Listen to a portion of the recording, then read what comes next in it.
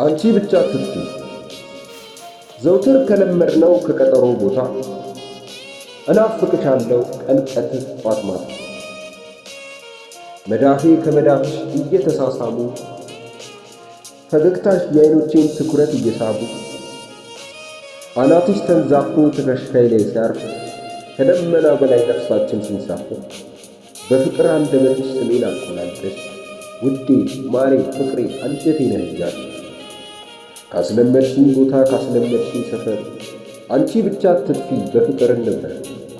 ደስታዬ ጨልሞ መከፋት ሲከበኝ ብዕሬ ከኔ ጋር ባላንጣ ስትሆነኝ የዕለት ተዕለት ግብሬን መገበር ሲሳነኝ ማንነቴ ለኔ ባዳ ስትሆንብኝ አንቺ ብቻ አትጥፊ አንቺ ብቻ አትጥፊ መድኃኒት ልትሆኝ።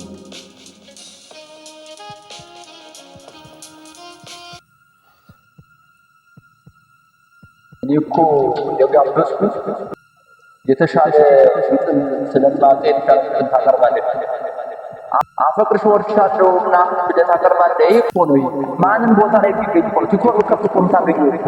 ይህን አሁን እንዴት ታቀርባለህ? ግጥም ነው በእውነቱ አዋረድ።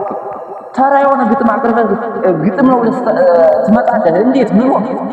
በእውነቱ አዋረድከኛል።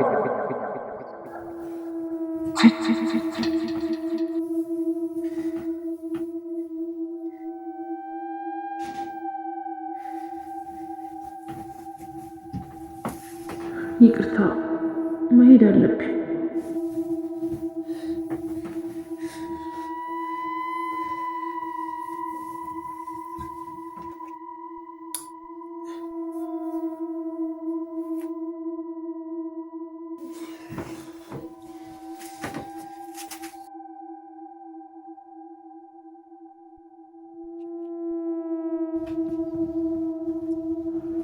የኔ ፍቅር ይቅርታ መሄድ አለብኝ።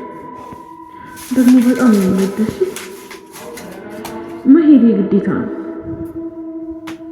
መሄድ ስላለብኝ ነው። እሺ ይቅርታ።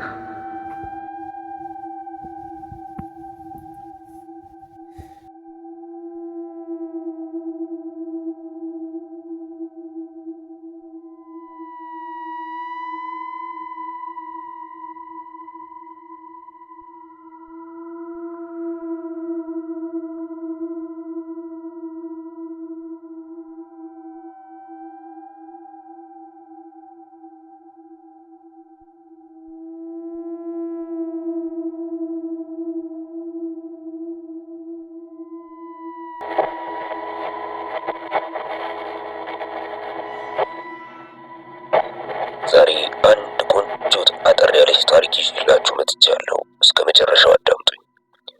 በሩሲያ አብዮት ማግስት ገና እነ ሌኒን ስልጣን የያዙ ሰሞን ነው አሉ። በፔትሮግራድ ከተማ ቤተ መንግስቱ ፊት ለፊት አንድ ግዙፍ አለት ነበር። በጣም የሚያምር ግዙፍ አለት። እዚህ ግዙፍ አለት መሃል መንገድ ላይ መኖር ለዘመናዊ ተሽከርካሪዎች እንደ ልብ እንዳይንቀሳቀሱ ጋሬጣ ሆኗል አሉና ጓድ ሌኒን አለቱ ከቦታው ይነሳ አሉ። በርካታ ሰራተኞች፣ መሐንዲሶች፣ ዘመናዊ ተሽከርካሪዎች ተመድበው አለቱን ከቦታው አንፋቆ ለማንሳት ርብርብ ተጀመረ። ሌኒን በቦታው ቆሞ ስራውን ይመለከታል። በቦታው በጋሪ እያለፈ የነበረ ገጠሬ ታዲያ ጋሪውን ገታ አድርጎ ቢያይ በሳቅ ፈረሰ። ምንድነው የሚያስቅህ ብሎ ሌኒን ሰዎች ልኮ ጠየቀው። እኔ መቼም ማላቅ መሀይም ነኝ አለው ገጠሬው። ስለዚህ ብዙ የተማሩ ሰዎች ምን እያሰቡ እንዳሉ አላውቅም፣ ግን ቀላሉን ነገር እንዲያው ያከበዱት ነው የሚመስለኝ። አለቱን ከቦታው ለማንቀሳቀስ ማንፋቀቅ እኮ አያስፈልግም። በአለቱ ዙሪያ እየቆፈሩ ሌላ ቦታ ወስዶ መድፋት። ቀስ በቀስ አለቱ እየሰመጠ ይመጣና የመሬቱ አንድ አካል ይሆናል። በቃ እኛ እንግዲህ ገጠር እንደዚህ ነው የምናደርገው ይለዋል ይባላል። ስለዚህ ምን